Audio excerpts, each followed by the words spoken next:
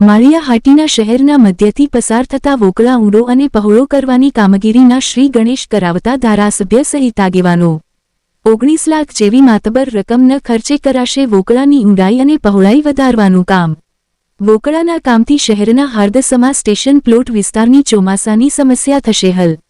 સ્ટેશનોલોટ વિસ્તારમાં વર્ષોથી આ વોકળામાં આવતા વરસાદમાં પાણી અનેક વિસ્તારોમાં ઘૂસી જવાની વર્ષો જૂની સમસ્યા હતી।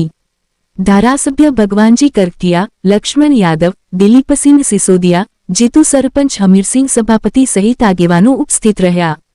રિપોર્ટ પ્રતાપ સિસોદિયા। પાણી કરી જતું સરકારમાં અમે રજૂઆત કરી તો માનનીય મુખ્યમંત્રી શ્રી અને આપણા વિભાગના ઈશ્વરભાઈ પટેલે આ વેકરો ઊંડો અને પોળો કરવા માટે 19 લાખ જેવી રકમ મંજૂર કરી છે અને આ વેકડો ઊંડો પોળો થતાં જે ચોમાસામાં પાણીની મુશ્કેલી છે એ પાણીની મુશ્કેલી નહીં રહી અને આજથી એ કામ શરૂ કરવામાં આવ્યું છે અને લોકોને માળિયાને ખૂબ જ આ લાભ મળવાનો છે। તેના હિસાબે પાણીનો રિચાર્જ પણ થવાનો છે અને જે પાણીની મુશ્કેલી પડે ભવિષ્યમાં મુશ્કેલી પણ નહીં પડે।